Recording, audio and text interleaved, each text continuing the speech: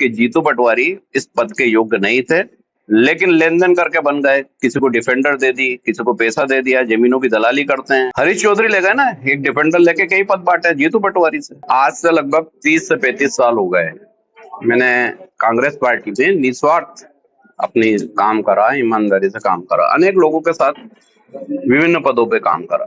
लेकिन पिछले 50 साल में पहली बार ऐसा देखने में आया जो प्रदेश अध्यक्ष बने जीतू पटवारी, वो उस पद के लिए डिजर्व ही नहीं करते थे। वो बड़े नेताओं की पसंद हो सकते हैं, लेकिन पद की जो गरिमा होती है उसके अनुरूप नहीं थे। फिर भी हम जैसे अनेक लोगों ने ये स्वीकार करा कि नहीं, काम करते करते सीख जाएंगे। हाल ही में अभी 2 दिन पहले एक पत्र जारी हुआ प्रदेश कांग्रेस से कि कोई भी डिबेट में भाग नहीं लेगा, कोई भी अपनी अभिव्यक्ति नहीं देगा, 3 दिन का मौन सत्याग्रह करेंगे। किस बात का मौन सत्याग्रह? कि जो आरोप ट्रस्ट को लेके मुख्यमंत्री पे लगाए हैं उसके लिए कोई जवाब आपको नहीं देना, आपको चुपचाप रहना, क्योंकि मीडिया आपका साथ नहीं दे रहा है। मैंने जब सवाल पूछा कि मीडिया साथ नहीं दे रहा तो आपने सबूत क्या दिए? आपने कोई सबूत दिए कि ट्रस्ट में जमीन देने में ये घोटाला हुआ या ये दस्तावेज है? तो जवाब आज तक नहीं मिला। जवाब में मुझे नोटिस दे के ये बोला जा रहा है कि आप अपना स्पष्टीकरण दें कि आपने 2 दिन टीवी पे डिबेट क्यों की। बोलना अभिव्यक्ति की स्वतंत्रता है। कांग्रेस के संविधान में इस तरह के पत्र निकालने की कोई भी अधिकृत धाराएं नहीं है। आजादी के बाद आज तक कभी कांग्रेस ने मीडिया का बहिष्कार नहीं किया। किस विषय पे डिबेट की मनाही?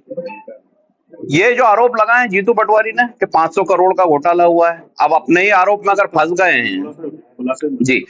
ट्रस्ट को लेके उन्होंने एक भारत न्यास ट्रस्ट है, उसको लेकर आरोप लगाया है, जिसमें दिग्विजय सिंह जी ने साफ तौर पे स्पष्ट कर दिया था कि ये ट्रस्ट गवर्नमेंट की है, गवर्नमेंट की जमीन एक डिपार्टमेंट से दूसरे डिपार्टमेंट को दी है। ऐसी अनेक जमीनें कांग्रेस के शासन में अर्जुन सिंह जी ने, दिग्विजय सिंह जी ने, बॉम्बे हॉस्पिटल है, सोनकच का तीर्थ है, गोमट गिरी है, तमाम हॉस्पिटल है, अन्य संस्थाएं उनको दी है। सरकार जनता के लिए होती है, जनता को, समाज को जमीन 1 रुपए में एक दिखाने के लिए देती है, लेकिन वो निःशुल्क ही देती है।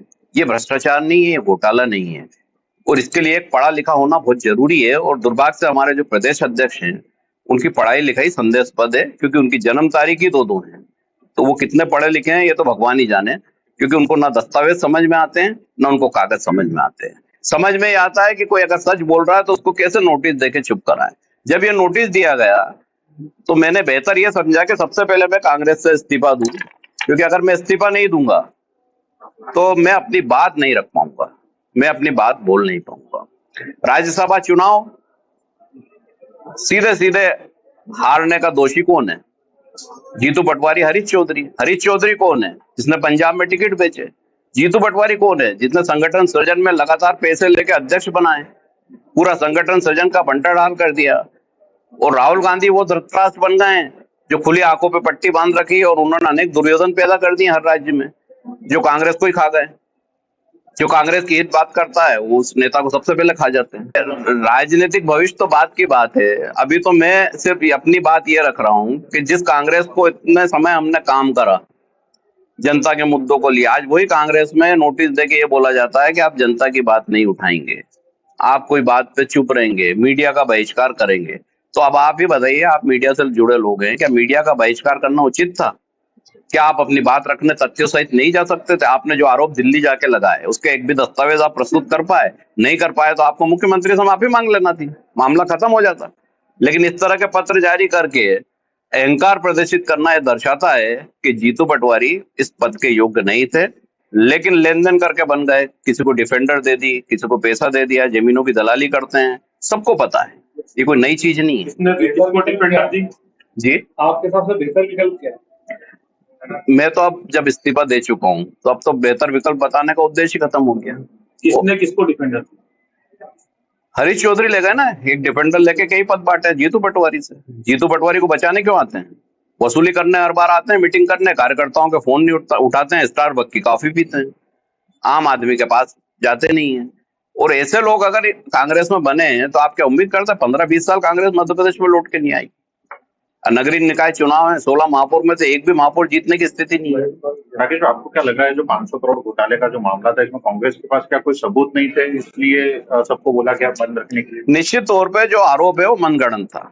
अगर सबूत होते तो ईमानदारी से वो दिल्ली के प्रेस कॉन्फ्रेंस में लेके आ जाते। सिर्फ झूठ बोल के रील बनाना और अपने आप को साइकिल चला के नेता दिखाना, तो खुद ही 40,000 से हारे हुए हैं अपनी विधानसभा में। मध्य प्रदेश में कांग्रेस को कैसे जिताएंगे? खुद पार्षद का चुनाव लड़े तो इंदौर में नहीं जीत सकते। ये स्थिति उनकी है।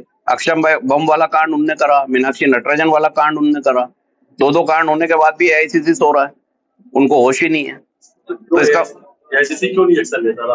बहुत क्यों मेहरबानी राहुल? देखिए बहुत साफ है। आपको ध्यान होगा दिल्ली में एक एफआईआर दर्ज हुई केसी वेणुगोपाल के खिलाफ 420, 67, 68, 120 बी की। हरियाणा में एक आदमी उद्योगपति के वाइफ से पैसे ले लिए टिकट देने के, अधिकृत एफआईआर है, कोई आरोप नहीं लगा रहा हूँ।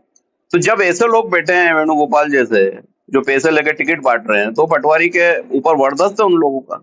इसलिए तो वो दिग्विजय सिंह का अपमान करते हैं, इसलिए कमलनाथ का अपमान करते हैं, अन्य नेताओं का अपमान करते हैं, क्योंकि उनको मालूम है कि इस बार एक पोटली और देके आ जाऊंगा तो ये भी बात खत्म हो जाएगी। और जबकि मध्य प्रदेश में जो रीढ़ की हड्डी है, मैंने एक लाइन बोली ना कि राहुल गांधी जी ऐसे धृतराष्ट्र हैं जिनकी खुली आंखों पे पट्टी बंधी है और उन्होंने अनेक दुर्योधन पैदा कर दिए हैं, तो वो अब उससे पट्टी को खोल ही नहीं पा रहे हैं। तो ये उनका दुर्भाग्य है और कांग्रेस का भी दुर्भाग्य है। नहीं, मैंने अभी ये बताया आपको कि जो बात थी कि मैंने कांग्रेस से इस्तीफा दे दिया है, कांग्रेस का प्राथमिक सदस्यता से आज मैंने इस्तीफा दे दिया है। वो नोटिस हालांकि मुझे मिला भी नहीं, लेकिन जब बात आई तो अगर हम ईमानदार हैं तो हमें लगता है कि ऐसे लोगों के साथ काम करना संभव नहीं है।